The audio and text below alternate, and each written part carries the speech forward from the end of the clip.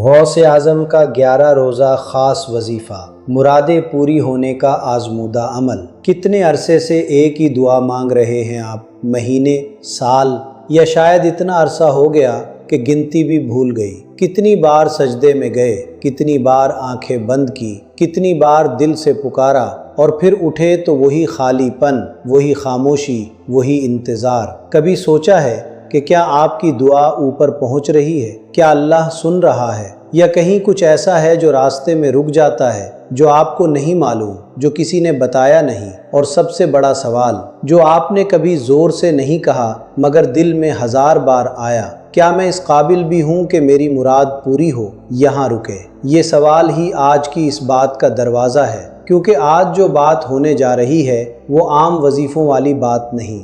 آج ایک ایسے عمل کی بات ہے جو صدیوں سے آزمایا ہوا ہے، جو غوث اعظم شیخ عبد القادر جیلانی رحمۃ اللہ علیہ کی تعلیم سے جڑا ہے، اور جو 11 دن میں وہ دروازہ کھول دیتا ہے جو شاید آپ نے بند سمجھ لیا تھا۔ ابھی کمنٹ میں لکھیں، یا غوث یا جیلانی میری مراد پوری فرما۔ اپنی حاجت بھی لکھ دیں۔ یہ صرف کمنٹ نہیں، یہ آپ کی نیت کا اعلان ہے، اور نیت ہی وہ پہلا قدم ہے جس سے سفر شروع ہوتا ہے۔ بسم اللہ الرحمن الرحیم۔ السلام علیکم۔ اللہ کا شکر ہے کہ آپ یہاں ہیں آج، اس وقت۔ شاید آپ نے یہ ویڈیو اتفاق سے کھولی، لیکن یقین مانیں اتفاق سے کچھ نہیں ہوتا۔ جب دل کسی چیز کو تلاش کرتا ہے تو راستے خود بنتے ہیں۔ آج سے تقریباً 900 سال پہلے بغداد کی گلیوں میں ایک ایسا انسان چلتا تھا جس کے قدموں کی آہٹ سے دل بدلتے تھے۔ نام تھا عبد القادر، اور لقب ملا غوث اعظم۔ اعظم یعنی سب سے بڑا، غوث یعنی فریاد سننے والا، مدد کو پہنچنے والا۔ یہ لقب کسی نے اپنی مرضی سے نہیں دیا، یہ لقب لاکھوں دلوں نے محبت سے دیا، صدیوں نے آزما کر دیا۔ وہ بغداد آئے تھے علم کی تلاش میں، ایک غریب طالب علم کی طرح۔ ان کی والدہ نے ان کے کوٹ کی آستین میں 40 دینار سی دیے تھے، اور رخصت کرتے وقت کہا تھا، بیٹا راستے میں جو بھی ہو سچ مت چھوڑنا۔ اور عبد القادر نے پوری زندگی وہی کیا، سچ نہیں چھوڑا، نہ مصیبت میں، نہ آزمائش میں، نہ تنہائی میں۔ بغداد پہنچتے پہنچتے راستے میں ڈاکوؤں نے قافلے کو روکا۔ ایک ڈاکو نے پوچھا، تیرے پاس کیا ہے؟ عبد القادر نے کہا، 40 دینار۔ ڈاکو ہنسا، کوئی اتنی آسانی سے نہیں بتاتا، جھوٹ بول رہا ہے۔ مگر جب تلاشی لی تو واقعی 40 دینار ملے۔ ڈاکو حیران، تو نے سچ کیوں بتایا؟ عبد القادر نے کہا، میری ماں نے کہا تھا سچ مت چھوڑنا، میں نے وعدہ کیا تھا۔ اس ایک جواب نے اس ڈاکو کا دل بدل دیا۔ اس نے توبہ کی، اس کے ساتھیوں نے توبہ کی، اور وہ سب اس نوجوان کے پیچھے چل پڑے۔ یہ تھے غوث اعظم، جن کا ہتھیار سچ تھا، جن کی طاقت یقین تھا، جن کی دعا رد نہیں ہوتی تھی۔ اور ان کی تعلیم کا مرکزی نقطہ کیا تھا؟ ایک جملے میں کہوں تو، اللہ سے مانگو مگر اللہ کے لیے مانگو۔ یعنی دعا صرف اپنی حاجت کے لیے نہ ہو، دعا اس یقین سے ہو کہ جو دینے والا ہے وہ مجھ سے زیادہ جانتا ہے کہ مجھے کیا چاہیے، کب چاہیے، کیسے چاہیے۔ غوث اعظم فرماتے تھے، جب بندہ اپنی مراد اللہ کے حوالے کر دیتا ہے تب اللہ اس کی مراد اپنے ذمے لے لیتا ہے۔ ذرا رکیں اس جملے پر۔ جب بندہ اپنی مراد اللہ کے حوالے کر دیتا ہے تب اللہ اس کی مراد اپنے ذمے لے لیتا ہے۔ ہم اکثر دعا مانگتے ہیں مگر چھوڑتے نہیں، مانگتے ہیں اور پھر خود ہی جوڑ توڑ کرتے ہیں، خود ہی راستے بناتے ہیں، خود ہی پریشان ہوتے ہیں، گویا ہم نے اللہ پر بھروسہ کیا ہی نہیں۔ ہم نے دعا کی لیکن بوجھ اپنے کاندھے سے اتارا نہیں، اور یہی وہ جگہ ہے جہاں مراد رک جاتی ہے، دروازے پر نہیں، ہمارے اپنے دل میں۔ غوث اعظم کا 11 روزہ وظیفہ اسی تعلیم پر کھڑا ہے۔ یہ وظیفہ آپ کو کچھ الفاظ رٹانے کے لیے نہیں، یہ وظیفہ آپ کے دل کو اس حال میں لانے کے لیے ہے جہاں مراد مانگنے کی ضرورت نہیں رہتی، مراد خود آتی ہے۔ لیکن پہلے ایک بات، ایک قصہ۔ لاہور کے ایک محلے میں ایک عورت تھی، نام کوئی بھی رکھ لے، وہ آپ کی بھی ہو سکتی ہے، میری بھی۔ 5 سال سے اس کے گھر میں ایک مسئلہ تھا، بیٹے کی نوکری نہیں لگ رہی تھی، ڈگری تھی، قابلیت تھی، کوشش بھی تھی، مگر دروازے بند تھے۔ وہ عورت ہر نماز کے بعد روتی، ہر جمعے کو دعا مانگتی، بیٹے کو بھی کہتی، بیٹا اللہ پر بھروسہ رکھو، مگر اندر سے وہ ٹوٹ رہی تھی۔ ایک دن کسی نے اسے یہی 11 روزہ عمل بتایا۔ اس نے شروع کیا، نہ کسی بڑی توقع کے ساتھ، نہ کسی یقین کے ساتھ، بس اس لیے کہ کچھ اور کرنے کو رہا نہیں تھا۔ 7ویں دن اسے نماز کے بعد ایسا سکون ملا جو پہلے کبھی نہیں ملا تھا۔ اس نے دل میں کہا، یا اللہ، میں نے چھوڑ دیا تیرے حوالے، اور اس بار واقعی چھوڑ دیا۔ رونا بند، پریشانی بند، بس ایک عجیب سا اطمینان۔ 11واں دن پورا ہوا۔ 13ویں دن بیٹے کے فون پر ایک کال آئی، نوکری مل گئی۔ کیا 11 روزہ وظیفے نے معجزہ کیا؟ میں یہ نہیں کہہ رہا، میں یہ کہہ رہا ہوں جب اس عورت کا دل بدلا، جب اس نے واقعی چھوڑا، تب راستہ کھلا۔ غوث اعظم کی تعلیم یہی ہے، عمل دل کو بدلتا ہے اور بدلا ہوا دل دنیا کو بدلتا ہے۔ غوث اعظم رحمۃ اللہ علیہ کا ایک مشہور قول ہے، اور یہ قول آج بھی ان کی کتاب فتوح الغیب میں موجود ہے۔ وہ فرماتے ہیں، اپنے نفس کو اللہ کے دروازے پر ڈال دو، ذلیل نہیں، عاجز ہو کر، کیونکہ جو اللہ کے دروازے پر عاجزی سے آتا ہے، اللہ اسے کبھی خالی نہیں لوٹاتا۔ ذرا غور کریں اس فرق پر جو غوث اعظم نے بتایا، ذلت اور عاجزی میں۔ ذلت وہ ہے جب انسان ٹوٹ کر مانگے، بکھر کر مانگے، خود کو حقیر سمجھ کر مانگے، گویا وہ اس قابل ہی نہیں کہ اس کی سنی جائے۔ عاجزی وہ ہے جب انسان جانتا ہو کہ دینے والا سب سے بڑا ہے اور مانگنے والا چھوٹا ہے، مگر یہ چھوٹا ہونا شرم کی بات نہیں، محبت کی بات ہے۔ جیسے بچہ باپ سے مانگتا ہے، جھجکتا نہیں، ڈرتا نہیں، بس مانگتا ہے کیونکہ جانتا ہے کہ باپ دے گا۔ یہ فرق سمجھ آ گیا؟ ہم میں سے اکثر لوگ دعا میں ذلت لے کر جاتے ہیں، عاجزی نہیں۔ ہم جاتے ہیں اس یقین کے ساتھ کہ شاید ہماری نہ سنی جائے، شاید ہم اس لائق نہیں، شاید ہم نے کوئی گناہ کیا ہے جس کی وجہ سے دروازہ بند ہے، اور یہی ایک سوچ دعا کو کمزور کر دیتی ہے۔ غوث اعظم نے فرمایا، اللہ کے دروازے پر آؤ اس یقین کے ساتھ کہ وہ سنتا ہے، کہ وہ دیکھتا ہے، کہ وہ تمہارے درد سے باخبر ہے، تمہاری دعا سے بھی پہلے، اور یہی وہ روحانی بنیاد ہے جس پر 11 روزہ وظیفہ کھڑا ہے۔ یہ 11 دن کیوں؟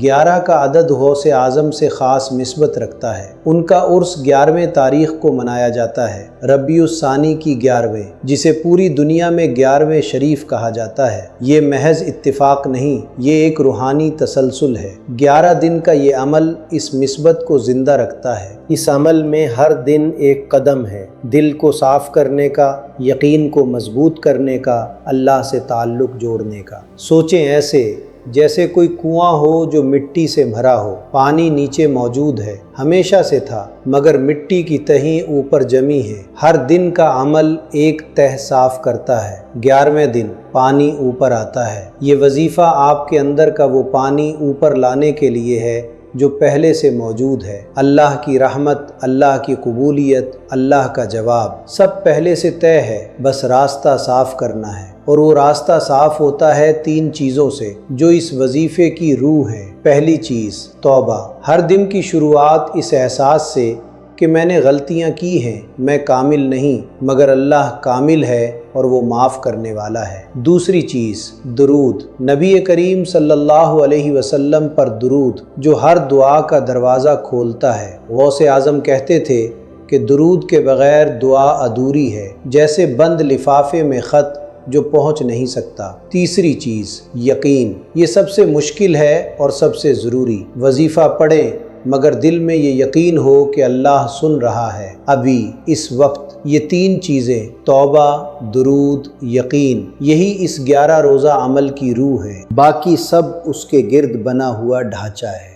اب ایک اور بات جو شاید کسی نے آپ کو نہیں بتائی، مراد پوری ہونے میں تاخیر کیوں ہوتی ہے؟ غوث اعظم نے اس کا جواب دیا ہے، اور یہ جواب سننے کے بعد شاید آپ کا اللہ پر یقین اور پختہ ہو جائے۔ وہ فرماتے ہیں، کبھی اللہ تاخیر کرتا ہے تاکہ تمہاری دعا اور پختی ہو، کبھی تاخیر اس لیے ہوتی ہے کہ جو تم مانگ رہے ہو وہ ابھی تمہارے لیے تیار نہیں، یا تم ابھی اس کے لیے تیار نہیں، اور کبھی تاخیر اس لیے ہوتی ہے کہ اللہ چاہتا ہے کہ تم اس سے اور مانگو، کیونکہ اللہ کو اپنے بندے کی پکار پسند ہے۔ یہ سن کر کیسا لگا؟ یعنی جب دعا قبول نہیں ہوئی تو رد نہیں ہوئی، بس اللہ چاہتا ہے کہ تم اور مانگو کیونکہ اسے تمہاری آواز پسند ہے۔ یہ ایک باپ کا پیار ہے جو بچے کو فوری نہیں دیتا تاکہ بچہ اور آئے اور لپٹے اور مانگے۔ اب جب آپ کو یہ سمجھ آ گئی تو وظیفے کی طرف چلتے ہیں۔ تو آئیں اب اصل بات پر آتے ہیں۔ یہ وظیفہ سادہ ہے مگر اس کی سادگی میں ہی اس کی طاقت ہے۔ کوئی پیچیدہ شرائط نہیں، کوئی مشکل ترتیب نہیں، بس ایک مستقل مزاجی چاہیے 11 دن کی۔ پہلے کچھ بنیادی باتیں جو وظیفہ شروع کرنے سے پہلے ذہن میں رکھنی ہے۔ پہلی بات، نیت۔ وظیفہ شروع کرنے سے پہلے دل میں یہ واضح ہو کہ آپ کیا مانگ رہے ہیں۔ ایک کام، ایک مراد، 2-3 چیزیں ایک ساتھ نہ ملائیں۔ نیت جتنی واضح ہوگی اثر اتنا گہرا ہوگا۔ دوسری بات، مستقل مزاجی۔ 11 دن مکمل کرنے ہیں، بیچ میں ناغہ نہیں۔ اگر کسی دن کسی وجہ سے رہ جائے تو نئے سرے سے شروع کرے۔ یہ سختی نہیں، یہ وہ ادب ہے جو ہر روحانی عمل مانگتا ہے۔ تیسری بات، طہارت۔ وظیفہ باوضو پڑھیں، قبلہ رخ بیٹھیں اگر ممکن ہو، جگہ صاف ہو، دل حاضر ہو۔ چوتھی بات، وقت۔ سب سے بہتر وقت نماز فجر کے بعد ہے۔ دوسرا بہترین وقت عشاء کے بعد رات کی خاموشی میں ہے۔ اگر یہ ممکن نہ ہو تو جو وقت میسر ہو، مگر ہر دن ایک ہی وقت پر پڑھیں تاکہ معمول بنے اور دل اس وقت خود بخود حاضر ہو جائے۔ اب وظیفہ شروع کرتے ہیں۔ پہلا قدم، 11 بار درود ابراہیمی۔ اللہم صلی علی محمد وعلی آل محمد کما صلیت علی ابراہیم وعلی آل ابراہیم انک حمید مجید۔ یہ وہی درود ہے جو ہم نماز میں پڑھتے ہیں، مگر یہاں 11 بار پڑھنا ہے۔ کیوں 11؟ کیونکہ یہ عدد غوث اعظم کی نسبت سے ہے، اور ہر بار پڑھتے ہوئے یہ احساس ہو کہ نبی کریم صلی اللہ علیہ وسلم تک محبت بھیج رہے ہیں۔ جب یہ احساس ہوتا ہے، درود محض الفاظ نہیں رہتا، دل کی حرکت بن جاتا ہے۔ دوسرا قدم، 1100 بار یا لطیف۔ یا لطیف یعنی اے باریک بین، اے مہربان، اے وہ جو ہر باریک درد کو جانتا ہے۔ 1100 بار۔ یہ سن کر شاید لگے کہ بہت زیادہ ہے، مگر حساب کریں، اگر 1 منٹ میں 50 بار پڑھیں تو 22 منٹ۔ 22 منٹ، اتنا وقت تو ہم موبائل سکرول کرنے میں لگا دیتے ہیں۔ اور یا لطیف کا ورد کرتے ہوئے ایک بات ذہن میں رکھیں، اللہ کا یہ نام اس کی اس صفت کا اظہار ہے جو ہر چھپے درد کو دیکھتی ہے، ہر دبی آہ کو سنتی ہے۔ جب آپ یا لطیف کہتے ہیں، آپ اللہ کو اس کی اسی صفت سے پکار رہے ہیں، گویا کہہ رہے ہیں، اے اللہ تو جانتا ہے، تو دیکھتا ہے، تو سمجھتا ہے، مجھے الفاظ میں بیان نہیں کرنا، تو جان لے۔ تیسرا قدم، 11 بار یہ دعا، یا غوث اعظم ادر کنی، یا شیخ عبد القادر الجیلانی شیئا للہ، یعنی اے غوث اعظم میری مدد کو پہنچے، اے شیخ عبد القادر جیلانی اللہ کے لیے کچھ عنایت فرمائیں۔ یہاں ایک ضروری بات سمجھ لیں، یہ دعا غوث اعظم سے براہ راست مانگنا نہیں ہے، یہ وسیلہ ہے، اللہ کے ایک محبوب بندے کا وسیلہ۔ جیسے کوئی بادشاہ کے دربار میں جاتے وقت کسی مقرب درباری کا نام لیتا ہے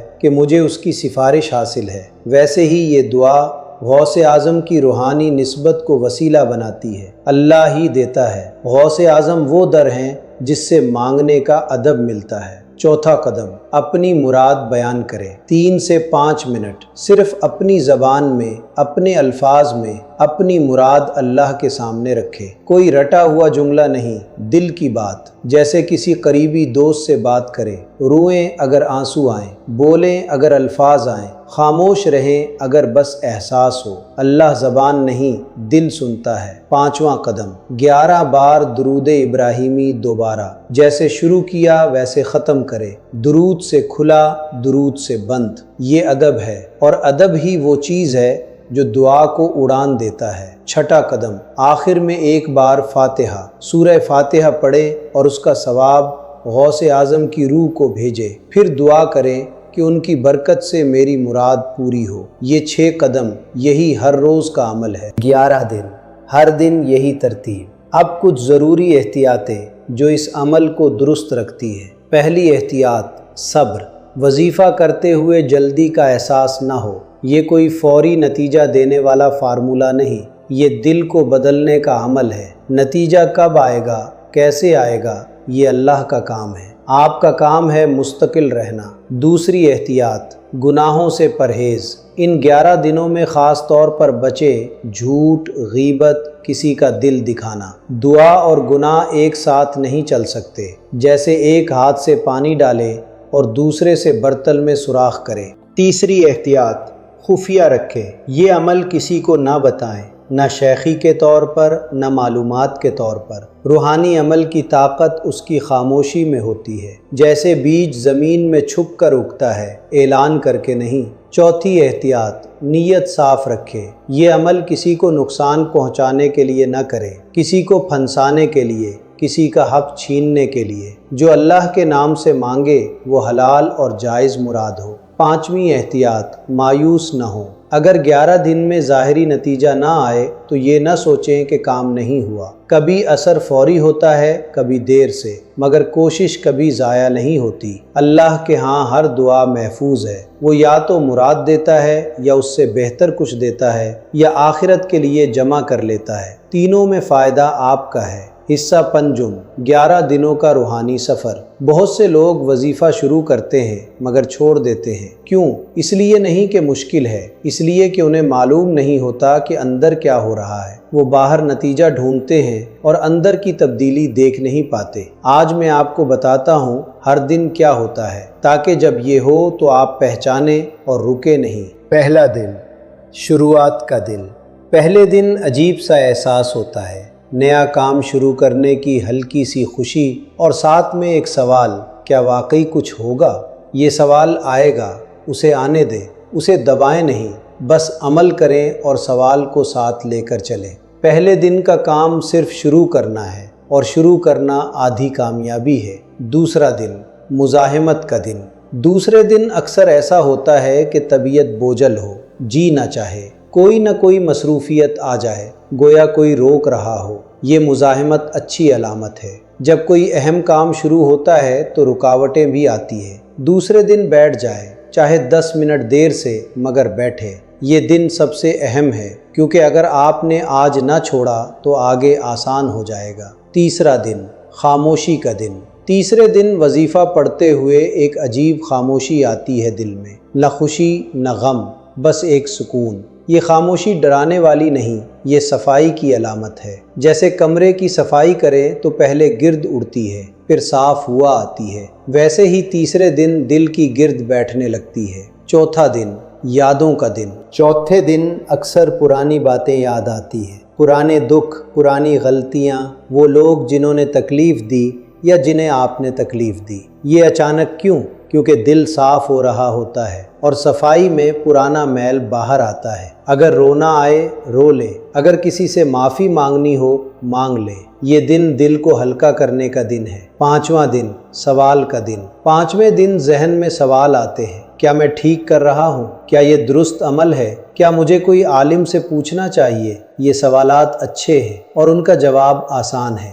دعا، ذکر، درود، یہ سب ہمیشہ درست ہیں۔ اللہ کا نام لینا کبھی غلط نہیں۔ غوث اعظم کو وسیلہ بنانا ایک قدیم اور قبول شدہ روایت ہے۔ شک آئے تو اسے ہٹائیں نہیں، اسے دعا میں بدل دیں، یا اللہ میرے دل کو یقین دے۔ چھٹا دن، کھچاؤ کا دن۔ چھٹے دن ایک عجیب کھچاؤ محسوس ہوتا ہے، جیسے کوئی اندر سے کھینچ رہا ہو۔ وظیفے کا وقت آتا ہے تو دل خود بخود تیار ہوتا ہے، مجبوری سے نہیں، چاہت سے۔ یہ علامت ہے کہ عمل جڑ پکڑ رہا ہے۔ چھٹے دن دل تھوڑا ہلکا ہوتا ہے اور اللہ سے تعلق کا احساس ذرا گہرا ہوتا ہے۔ ساتواں دن، آدھا سفر، اہم موڑ۔ ساتواں دن نصف راستہ ہے، اور یہ دن اکثر سب سے گہرا ہوتا ہے۔ بہت سے لوگ بتاتے ہیں کہ ساتویں دن نماز میں یا وظیفے میں آنسو آ گئے، بغیر کسی خاص وجہ کے، بس آنسو آئے۔ یہ دل کا وہ دروازہ کھلنا ہے جو شاید عرصے سے بند تھا۔ غوث اعظم فرماتے تھے،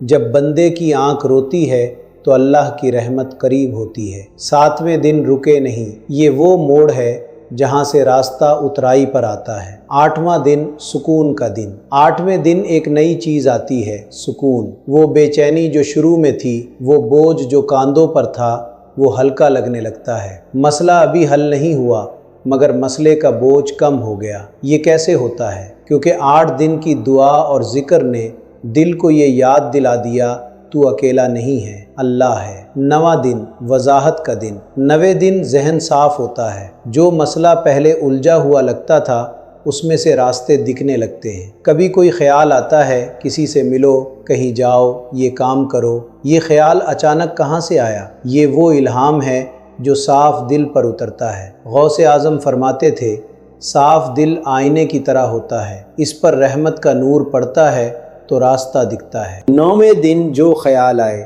اسے لکھ لے، اس پر غور کرے، یہ جواب ہو سکتا ہے جس کا آپ انتظار کر رہے تھے۔ 10واں دن شکر کا دن۔ 10ویں دن مراد پوری ہو یا نہ ہو، ایک کام ضرور کرے، شکر ادا کرے۔ اللہ کا شکر کہ اس نے 11 دن یہ عمل کروایا۔ غوث اعظم کا شکر کہ ان کی نسبت نے راستہ دکھایا۔ اپنے دل کا شکر کہ اس نے ہمت نہیں ہاری۔ شکر دعا کو ختم نہیں کرتا، شکر دعا کو اور گہرا کرتا ہے۔ جب بندہ بغیر ملے شکر کرتا ہے، اللہ اسے دینے کے لیے اور زیادہ تیار ہو جاتا ہے۔ 11واں دن سپردگی کا دن۔ یہ سب سے اہم دن ہے، آخری دن۔ اس دن وظیفہ پڑھیں اور آخر میں ایک جملہ کہیں دل کی گہرائی سے، یا اللہ میں نے مانگا تو نے سنا، اب تیرے حوالے، جو تو دے، جب دے، جیسے دے، میں راضی ہوں۔ یہ جملہ کہنا مشکل ہے، مگر یہی وہ لمحہ ہے جب دعا مکمل ہوتی ہے۔ جب بندہ واقعی چھوڑتا ہے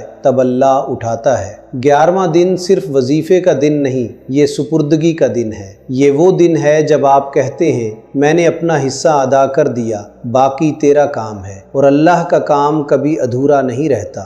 11 دنوں کے بعد کیا؟ یہ سوال بھی اہم ہے۔ 11 دن ختم ہو تو یہ نہ سوچیں کہ کام ہو گیا اب بیٹھ جاتے ہیں۔ دعا جاری رکھیں، بس اب بے چینی کے بغیر۔ نماز میں مانگتے رہے اطمینان کے ساتھ، اور جو راستہ کھلے اس پر چلنے کی ہمت رکھے، کیونکہ اللہ راستہ کھولتا ہے، چلنا آپ کو ہوتا ہے۔ اب ایک ضروری بات، اور یہ بات میں آپ سے ایمانداری سے کہنا چاہتا ہوں۔ کچھ لوگ پوچھتے ہیں یہ 11 روزہ وظیفہ کیا یہ غوث اعظم نے خود بتایا تھا؟ کیا کسی کتاب میں لکھا ہے؟ کیا اس کی براہ راست تاریخی سند موجود ہے؟ میں آپ کو سیدھا جواب دیتا ہوں، نہیں۔ اس مخصوص ترتیب کی، اس مخصوص تعداد کی، اس مخصوص 11 روزہ عمل کی براہ راست تاریخی تصدیق ممکن نہیں۔ یہ وہ چیز ہے جو سینہ بہ سینہ چلی آئی ہے، بزرگوں سے، مشائخ سے، اہل محبت سے۔ لکھی ہوئی سند نہیں ملتی، اور میں اسے چھپاؤں گا نہیں، کیونکہ آپ کا اعتماد مجھے جھوٹ سے زیادہ عزیز ہے۔ مگر یہاں رکیں اور ایک بات سوچیں، کیا دعا مستند ہے؟ جی ہاں، قرآن میں ہے، ادعونی استجب لکم، مجھ سے مانگو میں قبول کروں گا۔ کیا درود مستند ہے؟ جی ہاں، درود پڑھنا قرآن و حدیث سے ثابت ہے، نبی کریم صلی اللہ علیہ وسلم کا حکم ہے۔ کیا اللہ کے ناموں کا ورد مستند ہے؟ جی ہاں، یا لطیف، یا رحیم، یا کریم اللہ کے اسماء الحسنی ہیں، اور ان کا ذکر کرنا ہر حال میں درست ہے۔ کیا اولیاء اللہ کا وسیلہ مستند ہے؟ اس پر علماء کے درمیان بحث ہے، مگر جمہور اہل سنت کے نزدیک اللہ کے نیک بندوں کا وسیلہ جائز ہے، بشرطے کہ مانگا اللہ سے جائے نہ کہ بندے سے۔ تو یہ عمل جن چیزوں پر کھڑا ہے وہ سب مستند ہے۔ جو چیز یقینی نہیں وہ صرف یہ مخصوص ترتیب اور 11 دن کی تعداد کی براہ راست سند ہے، اور اس فرق کو سمجھنا ضروری ہے۔ جیسے کوئی طبیب کہے یہ جڑی بوٹی صحت کے لیے اچھی ہے، اور کوئی اسے ایک مخصوص طریقے سے پیے، تو جڑی بوٹی کی افادیت ثابت شدہ ہے، طریقے کی تفصیل اجتہادی ہے۔ دونوں میں فرق ہے، مگر دونوں کام کر سکتے ہیں۔ یہ عمل اسی اصول پر ہے۔ اب ایک اور بات، جو لوگ کہتے ہیں کہ یہ سب بدعت ہے، شرک ہے، جائز نہیں، ان کا احترام کرتے ہوئے صرف اتنا کہوں گا، جو اللہ سے مانگے، اللہ کا نام لے، نبی پر درود بھیجے، اور کسی نیک بندے کی محبت کو وسیلہ بنائے، وہ غلط راستے پر نہیں۔ مختلف علماء کی مختلف رائے ہے، آپ اپنے عالم سے پوچھ سکتے ہیں، اپنے دل سے فیصلہ کر سکتے ہیں، مگر یہ جانیں اللہ کا نام لینا کبھی ضائع نہیں جاتا، کبھی نہیں۔ اور ایک آخری بات اس حصے میں، کچھ لوگ وظیفے کرتے ہیں اور جب مراد پوری نہیں ہوتی تو کہتے ہیں کام نہیں کیا، جھوٹ تھا۔ میں ان سے کہتا ہوں، کیا آپ نے واقعی دل سے کیا؟ کیا آپ نے واقعی چھوڑا یا صرف الفاظ پڑھے؟ کیا آپ کا دل حاضر تھا یا صرف زبان؟ دعا الفاظ کا کھیل نہیں، دعا دل کی حرکت ہے۔ جب دل حرکت کرتا ہے آسمان تک پہنچتا ہے، جب صرف زبان ہلتی ہے آواز کمرے میں رہ جاتی ہے۔ غوث اعظم نے فرمایا، دعا کا قبول ہونا اللہ کے اختیار میں ہے، مگر دعا کا سچا ہونا تمہارے اختیار میں ہے۔ اپنا حصہ سچا کرو، باقی اللہ پر چھوڑ دو۔ یہی اس پورے عمل کی روح ہے، یہی غوث اعظم کی تعلیم ہے، یہی وہ بات ہے جو آج آپ تک پہنچانی تھی۔ تو آج کی یہ بات یہاں ختم ہوتی ہے، مگر آپ کا سفر یہاں سے شروع ہوتا ہے۔ ابھی کمنٹ میں لکھیں یا غوث یا جیلانی میری مراد پوری فرما، اور ساتھ میں اپنی وہ ایک حاجت لکھ دیں جو دل میں سب سے اوپر ہے۔ یہ صرف کمنٹ نہیں، یہ آپ کی نیت کا پہلا قدم ہے، اور پہلا قدم ہی سب سے اہم ہوتا ہے۔ اگر آج کی یہ بات آپ کے دل کو چھو گئی تو ہمارے چینل کو ابھی سبسکرائب کر لیں، کیونکہ ایسی باتیں، ایسے وظیفے، ایسی روحانی رہنمائی یہاں ہر ہفتے آتی ہے۔ سبسکرائب کریں تاکہ کوئی بات آپ سے چھوٹے نہیں۔ اللہ آپ کی ہر جائز مراد پوری فرمائے، آپ کے گھر میں سکون ہو، آپ کے دل میں چین ہو، اور آپ کی دعاؤں میں وہ سچائی ہو جو آسمان تک پہنچے۔ آمین یا رب العالمین۔